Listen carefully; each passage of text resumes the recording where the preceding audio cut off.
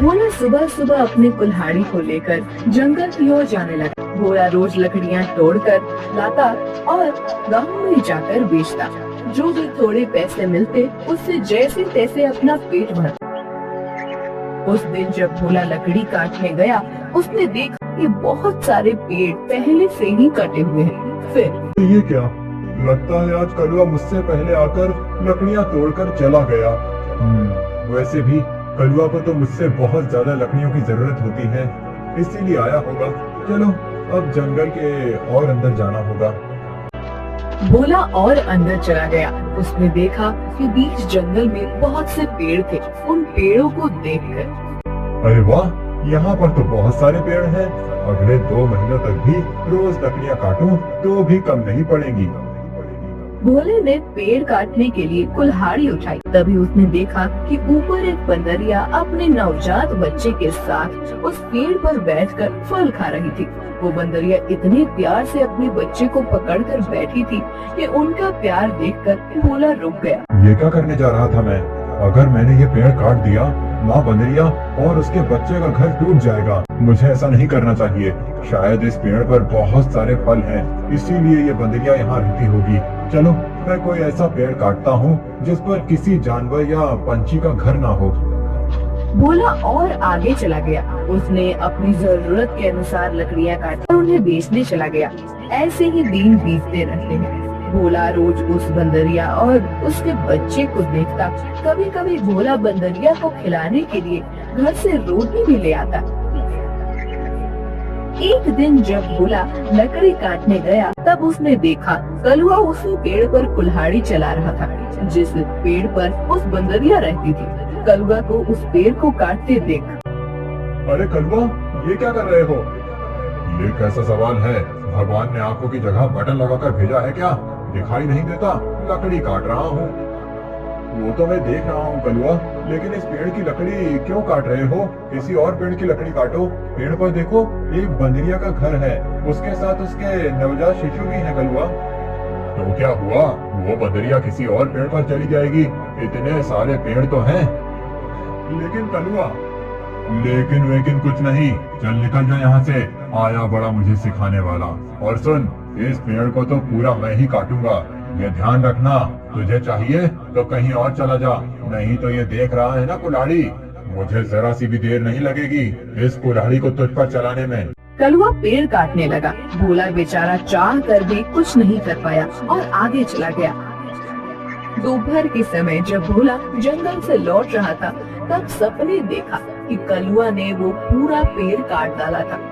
भोला को बहुत बुरा लग रहा था। तभी उसकी नजर पेड़ के एक बड़े लकड़ी के नीचे गई। वो बंदरिया उस लकड़ी के नीचे मरी पड़ी हुई थी। उसे देख भोला की आंखों में आंसू बहने लगे। भोला को लग रहा था कि शायद उसके बच्चे की भी मौत हो गई है। भोला उस बंदरिया के पास गया। तभी उसने देखा कि बंदरिया ने मरते हुए भी अपने बच्चे को अपने गोद में सुरक्षित रखा था। हे भगवान, तेरी महिमा अपरंपार है। इस बंदरिया ने मरते हुए भी अपने बच्चे को गोद में सुरक्षित रखा है। सच में माँ आखिर माँ ही होती है। लेकिन अब इस बच्चे का क्या होगा?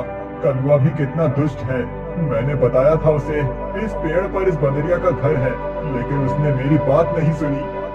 फिर भोला ने गड्ढा खोदकर बंदरिया के शव को उस गड्ढे में डाल दिया। फिर उसके बच्चे को अपनी गोद में उठाकर अपने साथ उसे घर ले आया। उस दिन एक बात से भोला अपने छोटे भाई की तरह उस बंदर को साथ रखने लगा। एक दिन भोला लकड़ी काटने गया था। तब क्यों भोला, सुना है तूने किसी बंदर को पाल रखा है? अरे खुद का पेट तो तुझसे भरता नहीं, अब उस बंदर को क्या खिलाएगा? वो वही बंदर है कलुआ, जिसकी माँ के तुम हत्यारे हो। मैंने तुम्हें कहा था कि उस पेड़ पर उस बंदरिया का घर है, फिर भी तुमने वो पेड़ काट दिया। वो बंदरिया पेड़ से गिरकर मर गई। इसीलिए मुझे इंसानियत के नाते उस बंदर को अपने साथ ले जाना पड़ा।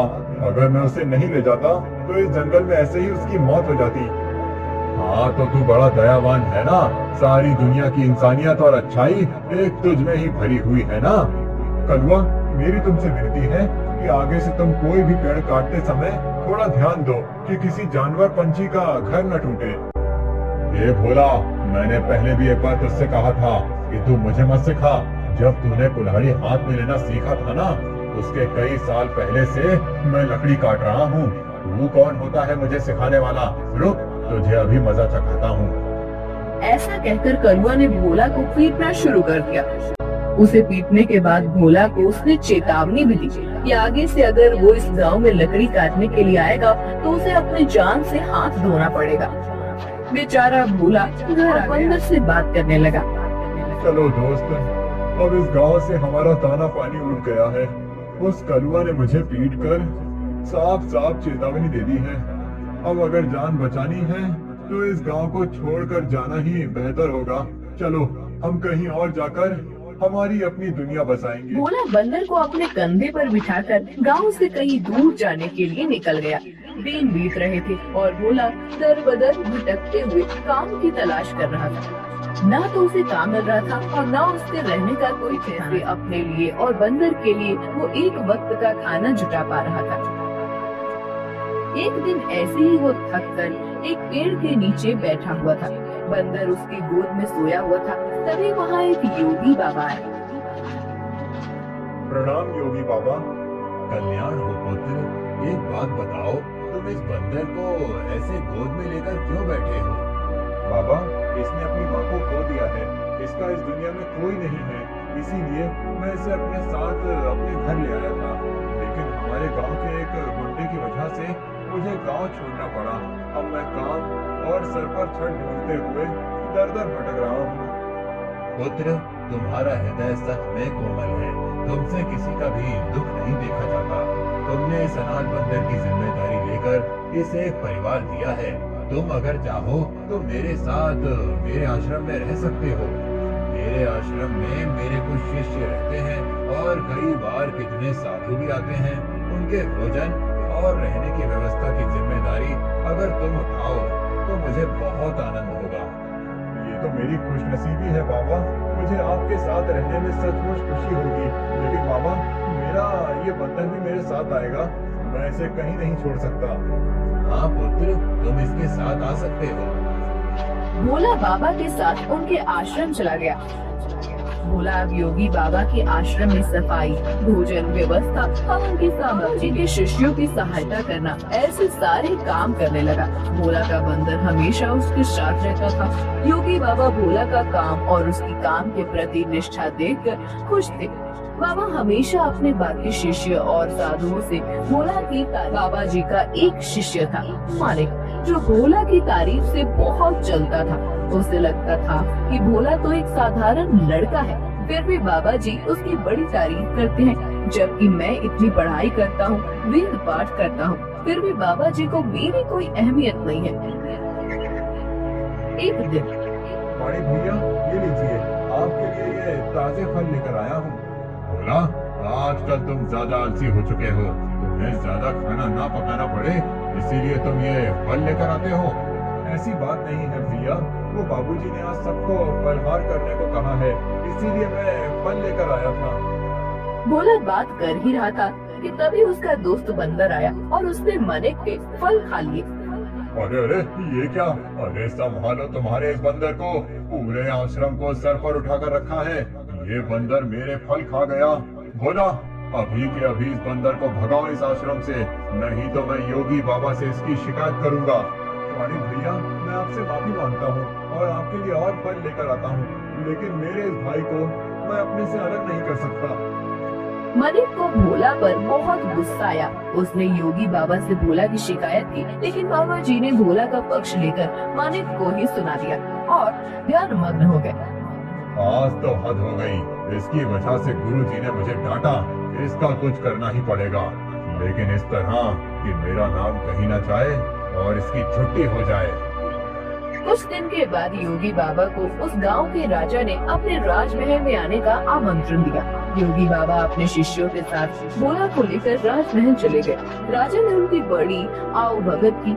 2 दिन राजमहल में रहने के बाद सब आश्रम लौट गए। फिर 2 दिन के बाद राजा अपने कुछ दास और प्रधान के साथ आश्रम आए। क्षमा करें बाबूजी, यहाँ आकर आपको कष्ट दे रहा हूँ, लेकिन बात ही ऐसी है कि मुझे स्वयं आपकी भेंट लेने आना पड़ा। कोई बात नहीं, आपके आने का कारण बताइए। समझ नहीं आ रहा कैसे कहूँ बाबूजी। 2 दिनों से हमारी महारानी का नवलखा हार कहीं गुम हो गया है। समझ नहीं आ रहा कि कहाँ गायब हो गया। साफ साफ बताइए कि आप क्या कहना चाहते हैं। क्या हमारे जाने के बाद से वो हार गुम हुआ है? सच कहूँ तो हाँ। मतलब हम में से किसी ने वो हार चुराया है, ऐसा कहना है आपका? नहीं बाबूजी, मैं आप पर शक करने का पाप नहीं कर सकता, लेकिन महारानी की वजह से मुझे यहाँ पर आना पड़ा। महाराज, आपके यहाँ आने की वजह से मुझे कोई आपत्ति नहीं हुई, लेकिन मैं अपने सारे शिष्यों को अच्छे से जानता हूँ। मेरे शिष्यों में से कोई भी चोरी जैसा पाप नहीं कर सकता। फिर भी अगर आपको तसल्ली ना हो तो आप सबकी तलाश ले सकते हैं। राजा के साथ आए हुए दासों ने सबकी तलाशी ली। झोली में वो 9 लखा हार छुपा भोला को पकड़ कर ले गए। छोड़ो मुझे, मैंने कुछ नहीं किया है। बाबूजी, मैं सच कह रहा हूँ, मैंने चोरी नहीं की। भोला, तुमने चोरी की है?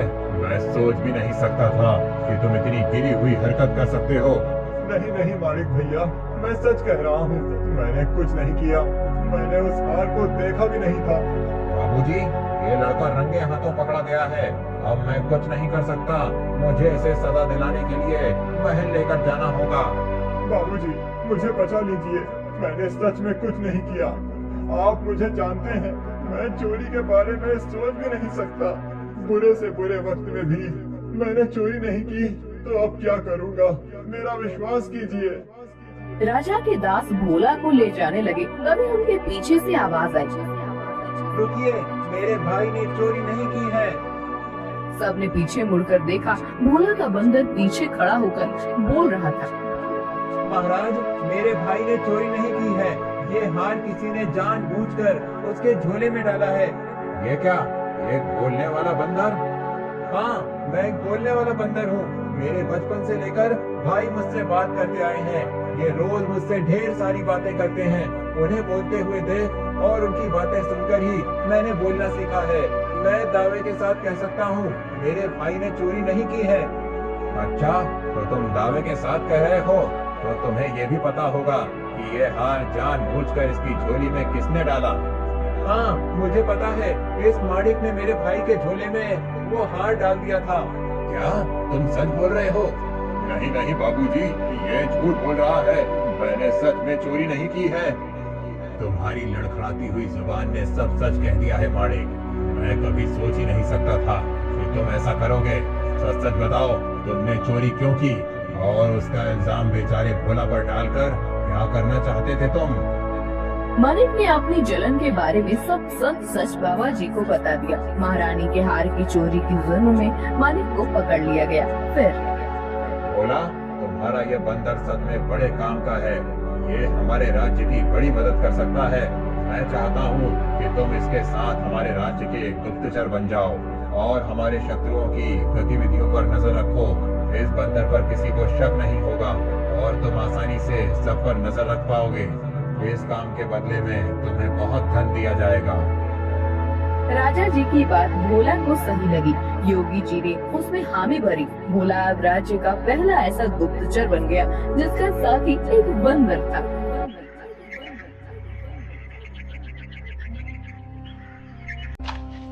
रूपा अपना पिज्जा का ठेला लेकर जा रही थी। ले लो, गरम पिज्जा ले लो, वेज पिज्जा, चीज पिज्जा ले लो। बहुत दिनों से रूपा का पिज्जा का धंधा कुछ ठीक से नहीं चल रहा था। ग्राहक उसके ठेले के पास से गुजरते थे, लेकिन पिज्जा खरीदने के लिए नहीं रुकते थे। तभी वहाँ रूपा के पिता की उम्र का किशोरी लाल आया। किशोरी लाल सीटी बजाते हुए, अरे वाह, आज तो लगता है मेरी नसीब बहुत जोरों पर है। सुबह सुबह चिकनी चमेली के दर्शन हो गए। मेरा रास्ता छोड़िए। अरे रास्ता छोड़े मेरे दुश्मन। हम दोनों के तो रास्ते जल्दी ही एक होने वाले हैं और तुम बोल रही हो कि रास्ता छोड़ दो। ये ठीक नहीं है डार्लिंग। अच्छा, तुम्हें डार्लिंग कहूंगा तो चलेगा ना? वो क्या है ना, मैंने सुना है कि आजकल की लड़कियां को डार्लिंग, जानू बच्चा, ऐसे सब सुनना अच्छा लगता है। तुम बताओ मैं तुम्हें क्या कहकर पुकारूं? कोई जरूरत नहीं है मुझे किसी भी नाम से पुकारने की, जाने दीजिए मुझे। रूपा रास्ता बदलकर जाने लगी। तभी किशोरी लाल ने रूपा का हाथ पकड़ लिया। छोड़ो मेरा हाथ, छोड़ो। अपनी बेटी की उम्र की लड़की का हाथ पकड़ने में शर्म नहीं आती तुम्हें किशोरी लाल? किशोरी लाल नहीं, सुनिए जी कहकर बुलाओ मुझे। और मुझे शर्माने की जरूरत नहीं है, शादी होने वाली है हमारी। तुम्हारी उस जुआरी बाप ने मुझसे कर्जा लिया था, कर्जा नहीं चुका पाया, इसलिए अपना घर उसने मेरे नाम पर दिया। ये तो मेरी रहमत समझो कि मैंने तुम लोगों को घर से बाहर नहीं निकाला। ये करके भी वो रुका नहीं, फिर से जुआ खेलने के लिए मुझसे पैसे लिए और कहा कि अगर पैसे नहीं चुका पाया तो मेरी बेटी से शादी कर लेना। अब एक तो तुम्हारे बाप को कहो कि मेरे पैसे लौटाए, नहीं तो तुम मुझसे शादी करने के लिए तैयार हो जाओ। हाँ। रूपा मायूस होकर घर चली आई। उसने अपनी माँ भारती को रोते हुए सब बात बता दी। तभी रूपा के पिता, अरे सही तो कह रहे थे सेठ, तुम्हारे तो नसीब खुल गए हैं कि इतने अमीर आदमी से तुम्हारी शादी होगी। नहीं बापू, मैं इतने बड़े आदमी से शादी नहीं करूंगी, चाहे कुछ भी हो जाए। और माँ, आज के बाद मैं नहीं जाऊंगी पिज्जा का ठेला लेकर। रूपा अंदर जाकर रोने लगी। अगले दिन से भारती पिज्जा बेचने जाने लगी। कुछ दिन हो गए, लेकिन फिर भी जितनी जरूरत थी उतना धंधा नहीं हो रहा था। भारती बहुत परेशान हो गई थी। दिन भर पूरे गांव में घूमने के बाद रात को भारती घर जा रही थी। वो एक जगह पर बैठ गई। हे भगवान, और कितनी परीक्षा लोगे हमारी? इतनी मेहनत करके भी पैसे हाथ में नहीं आते। पति है जिसे जुआ खेलने से फुर्सत नहीं मिलती। एक लौती बेटी है, इतनी रूपवती है, लेकिन उसके पीछे वो किशोरी लाल पड़ा है। मेरी बेटी को उस किशोरी लाल के चंगुल से कैसे बचाऊं? पता नहीं ये पिज्जा का धंधा क्यों चल रहा है। अगर पैसे नहीं मिले तो क्या करूंगी? भारती अपने आप से बात कर रही थी। तभी उसके पास एक बूढ़ी दादी आकर बैठ गई। क्या हुआ बेटी, क्यों रो रही हो? क्या बताऊं अम्मा, मेरे जीवन में इतनी परेशानियां हैं कि क्या कहूँ। भारती ने अपनी राम कहानी बूढ़ी अम्मा को बताई। बेटा ये लो, कल से तुम ये मसाला डालकर पिज्जा बनाना। देखना, इस जादुई मसाले से जो पिज्जा बनेगा उसका स्वाद के चर्चे दूर दूर तक होंगे। जल्दी तुम्हारी सारी परेशानियां दूर हो जाएंगी। भारती को वो मसाला देकर बूढ़ी अम्मा गायब हो गई। अगले दिन भारती ने उस जादुई मसाले से पिज्जा बनाया। अरे वाह माँ, आज तो पिज्जा की खुशबू बहुत अच्छी आ रही है। मैं एक खाकर देखूं? वाह माँ, ये तो सच में बहुत अच्छा बना है। कैसे बनाया तुमने ये? इसमें कुछ अलग डाला है क्या तुमने? हाँ, कल रात को ये थक कर उस पुराने खंडर के पास बैठी थी, तभी वहाँ एक बूढ़ी अम्मा आई थी। मैं बहुत परेशान होकर रो रही थी। तभी उन्होंने मुझे मेरे रोने का कारण पूछा। जब मैंने उन्हें हमारे बारे में सब सच बताया, तब उन्होंने मुझे ये मसाला दिया और कहा कि इसमें पिज्जा में डालकर पिज्जा बनाऊंगी तो पिज्जा का स्वाद बढ़ जाएगा। वही मसाला में डाला है अभी इसमें। क्या? उस खंडर के पास? माँ, तुम्हें पता नहीं वहाँ क्या है? तुम इतनी डर क्यों रही हो? ऐसा क्या है वहाँ पर? अरे माँ, कहते हैं कि वहाँ पर एक बूढ़ी का भूत रहता है। तुम्हें जो बूढ़ी अम्मा मिली थी, कहीं वो वही भूत तो नहीं थी? ये क्या बोल रही हो तुम बेटा? कल मेरी मुलाकात तक भूत से हुई थी, लेकिन उसे देखकर ऐसा लग तो नहीं रहा था। लेकिन माँ, ये तो सोचो कि कोई सामान्य औरत तुम्हें जादुई मसाला कैसे देगी? हो ना हो वो जरूर कोई भूत ही होगी। अब वो कोई भी हो, क्या फर्क पड़ता है? अगर उसके इस मसाले की वजह से हमारे पिज्जा की बिक्री बढ़ गई तो अच्छी ही है ना। सोचो, हम उस किशोरी लाल के सारे पैसे चुका देंगे तो उसे तुम्हारा पीछा छोड़ना होगा। हाँ, ये बात तो है। सिर्फ एक बात याद रखना, किसी को कानो कान खबर ना हो कि हमें किसी भूतनी ने जादुई मसाला दिया था। भारती अपना ठेला लेकर निकल पड़ी। जादुई पिज्जा की महक पूरे गांव में फैल रही थी। अरे भारती, आज तो बहुत बढ़िया खुशबू आ रही है तुम्हारे ठेले से। जरा एक दो पिज्जा खिलाओ तो। भारती ने लालचंद को गर्मा गर्म पिज्जा सॉस के साथ दिया। लालचंद पिज्जा खाने लगा। अरे वाह, क्या स्वाद है, वाह वाह, मजा आ गया।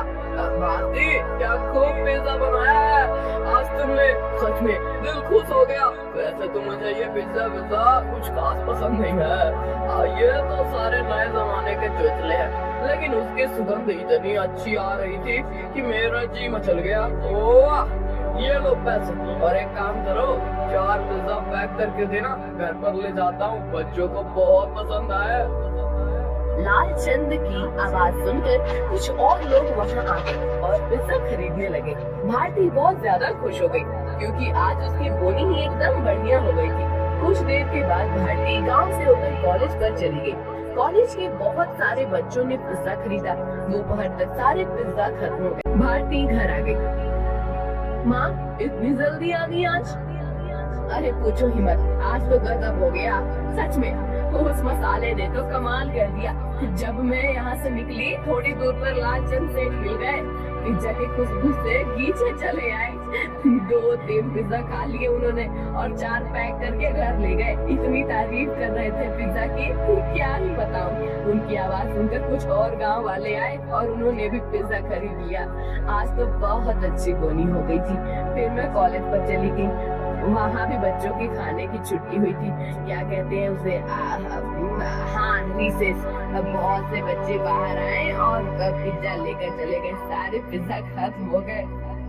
अरे वाह, मतलब भूतनी ने दिए हुए मसाले ने आपका काम कर दिया। माँ, अगर रोज ऐसे ही पिज्जा की बिक्री होने लगी तो बहुत जल्द हम सारा कर्जा चुका देंगे।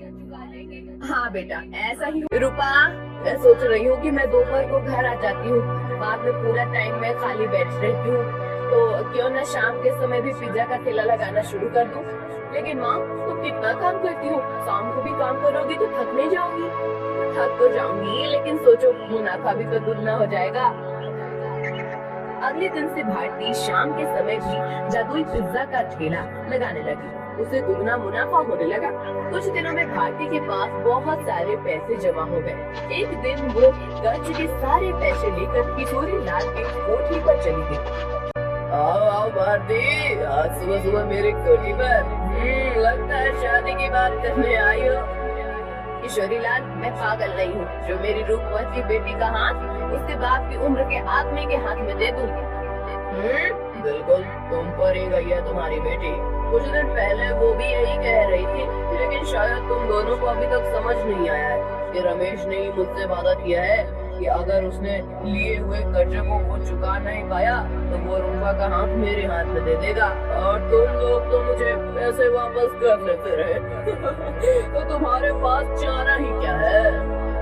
अपने सपनों से बाहर आओ किशोरी लाल। कहीं ये कांच का सपना टूट गया तो उस टूटी हुई कांच के टुकड़े आंखों में चुभ जाएंगे और आंखों से खून बहने लगेगा। ये लो, मैं पैसे लेकर आई हूँ, तुम्हारा सारा कर्जा सूद समेत लौटा रही हूँ। क्या पैसे? वो भी इतने सारे पैसे आए कैसे तुम्हारे पास? ये ले तेरे पैसे, और आगे से मेरे दरवाजे पर आने की जरूरत मत करना। और हाँ, मेरी बेटी को आंख उठाकर भी मत देखना आज के बाद। भारती किशोरी लाल के कोठी से चली गई। किशोरी लाल अपने कंप्यूटर के सामने बैठकर स्टॉक एक्सचेंज में ट्रेड करने लगा। कुछ दिनों के बाद भारती को कॉलेज के कैंटीन में पिज्जा बनाने का काम मिल गया। उसने अब पिज्जा का ढाबा शुरू कर दिया था। दोपहर में भारती कॉलेज के कैंटीन में काम करती थी और शाम को रूपा के साथ मिलकर अपना पिज्जा ढाबा चलाती थी। एक दिन किशोरी लाल के कोठी पर, पापा, आप ऐसे सर पर हाथ रखकर क्यों बैठे हैं? क्या बताऊं बेटी, कुछ दिनों से शेयर्स लगातार गिर रहे हैं, मुझे बहुत बड़ा लॉस हो गया है। क्या? तो अब आप क्या करेंगे? अब क्या, जितना भी पैसा बचा है उसे भी लगा देता हूँ। अगर 2 दिनों में शेयर्स ऊपर चले गए तो डूबे हुए सारे पैसे वापस मिल जाएंगे। लेकिन अगर ऊपर नहीं गए तो? शुभ बोल कम हुई, एक तो मैं पहले ही इतने टेंशन हूँ और तू ऐसी बातें कर रही है। जा अब यहाँ से। 3 दिन बीत गए लेकिन शेयर मार्केट ऊपर नहीं आया। किशोरी लाल के बच्चे कुछ पैसे भी डूब गए। उसे अपनी कोठी भी बेचनी पड़ी। अब किशोरी लाल रास्ते पर आ गया था। किशोरी लाल को लॉस से इतना धक्का लगा कि उसकी हालत बहुत खराब हो गई और उसने बिस्तर पकड़ लिया। घर की जिम्मेदारी अब शीतल पर आ गई। गांव में ही एक छोटे से टूटे फूटे घर में दोनों रहने लगे। 3 महीने के बाद पापा ये लीजिए दवाई पी लीजिए। बेटा दवाई के लिए पैसे कहाँ से आए तुम्हारे पास? पापा मैं एक जगह करती हूँ, उससे जो पैसे आते हैं उसी में दवाई लेकर आई हूँ। और पापा मैंने इस घर का किराया भी दे दिया है और खाने के लिए राशन भी भर दिया है। अब आप सो जाइए, मुझे काम पर जाना है। ये सब उस भारती की वजह से हुआ है। जिस दिन से वो आकर मुझे खरी खोटी सुना कर गई, उसकी बेटी भी हाथ से चली गई।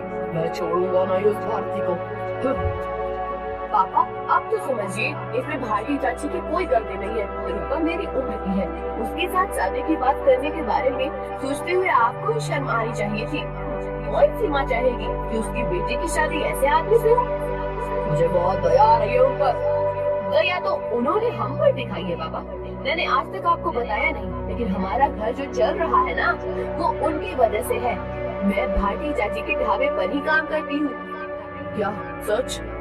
हाँ पापा, आपने उनके साथ इतना बुरा किया, उनका घर ले लिया, फिर भी उन्होंने हमारे बुरे वक्त में हमें सहारा दिया है। किशोरीलाल शीतल की बात सुनकर हक्का बक्का रह गया। उसने भारती को घर बुलाकर माफी मांगी। रूपा से बदतमीजी करने के लिए रूपा से भी माफी मांगी। शीतल भारती के साथ काम करते हुए पैसे कमाने लगी और धीरे धीरे उनकी भी जिंदगी सुधर गई।